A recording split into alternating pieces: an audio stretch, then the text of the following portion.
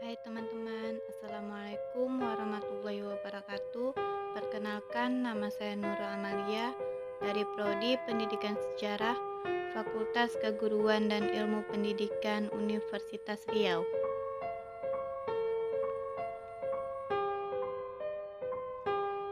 Model pembelajaran Inquiry Based Learning.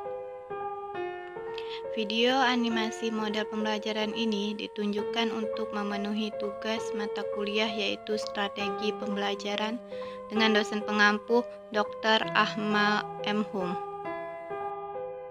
Sebelum kalian masuk pada pembahasan materi, kalian harus tahu dulu apa model pembelajaran inquiry ini. Apa sih model pembelajaran inquiry itu?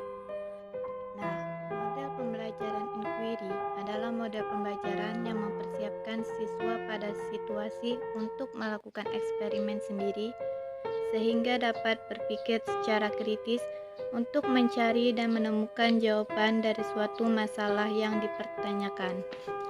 Nah, selain itu, apa sih tujuan pembelajaran model inquiry ini?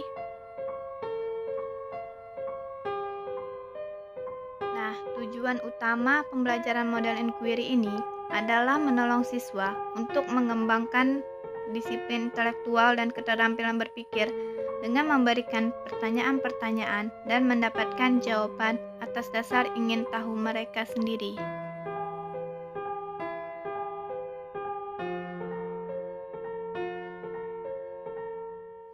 Kelebihan dan kekurangan model pembelajaran inquiry. Kelebihan, pembelajaran ini merupakan strategi yang dianggap sesuai dengan perkembangan psikologi belajar modern, yang mana menganggap belajar adalah proses perubahan tingkah laku berkat adanya pengalaman.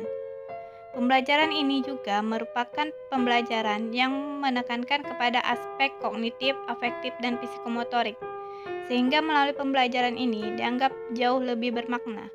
Pembelajaran ini juga dapat memberikan ruang kepada siswa untuk sesuai dengan gaya belajar mereka.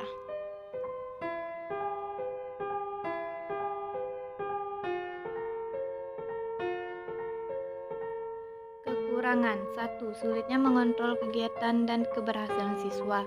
2. Sulit dalam merencanakan pembelajaran oleh karena terbenturnya dengan kebiasaan siswa dalam belajar.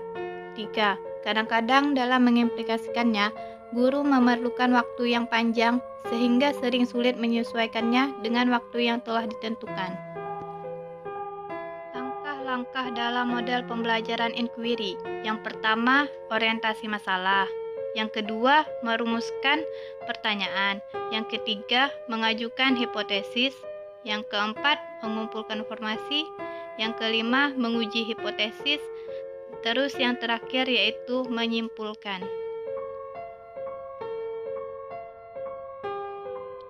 Contoh penerapan model pembelajaran inquiry. Kelas 10, tema Sejarah Proklamasi, subtema Peristiwa Proklamasi. Yang pertama, guru menyampaikan penjelasan tentang peristiwa proklamasi kepada siswanya sambil memperhatikan objek yang ada di papan tulis selama 10 menit. Sebagai kegiatan membuka, guru memperlihatkan suatu objek yang berhubungan tentang peristiwa proklamasi, kemudian guru mengajukan pertanyaan kepada siswa selama 10 menit. Apa yang kalian ketahui tentang peristiwa proklamasi itu?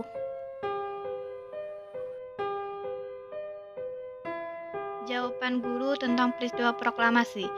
Hiroshima dan Nagasaki dibom berturut-turut pada tanggal 6 sampai 9 Agustus.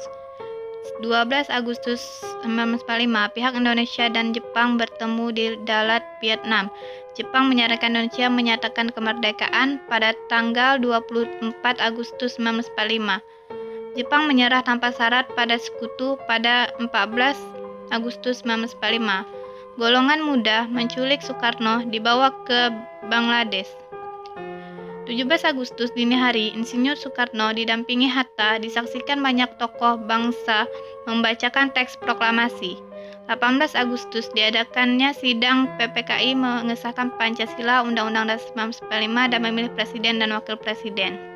Langkah selanjutnya, siswa diminta membaca buku teks yang ada pada buku siswa, lalu menjawab pertanyaan dalam waktu yang telah disediakan. Kemudian, guru meminta siswa untuk membentuk menjadi beberapa kelompok untuk berdiskusi. Setiap kelompok beranggotakan 3-4 siswa. Dari kelompok ini, siswa kemudian saling mencocokkan jawaban kepada satu atau beberapa kelompok. Kemudian, siswa berdiskusi untuk menemukan perbedaan jawaban. Selanjutnya, siswa diminta untuk membuat pertanyaan dari masing-masing kelompok, dan kemudian siswa mendiskusikannya secara klasik.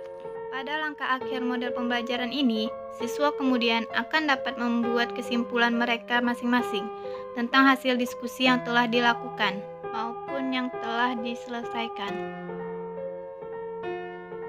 Langkah terakhir, guru memberikan penguatan serta motivasi kepada siswa mengenai peristiwa proklamasi tersebut, serta memberikan penilaian plus kepada kelompok yang hasil jawabannya benar. Penguatan materi oleh guru. Proklamasi Kemerdekaan RI dibacakan oleh Insinyur Soekarno dan didampingi oleh Muhammad Hatta pada tanggal 17 Agustus 1945. Pembacaan teks proklamasi yaitu di kediaman pribadi Insinyur Soekarno di Jakarta Pusat. Dengan dibacakannya teks proklamasi, maka secara de facto Indonesia sudah memenuhi syarat sebagai sebuah negara yang merdeka dan berdaulat atas nasibnya sendiri. Adapun syarat de jure yang dipenuhi Indonesia pada tanggal 18 Agustus 1945 yaitu diadakannya sidang PPKI. Kata motivasi untuk siswa oleh guru.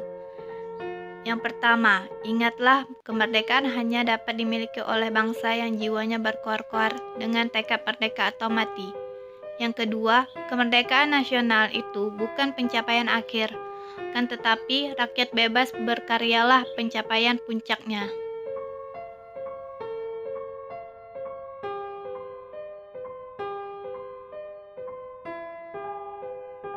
Baiklah, sekian dari saya akhiri. Wabillahi taufik wal hidayah. Assalamualaikum warahmatullahi wabarakatuh.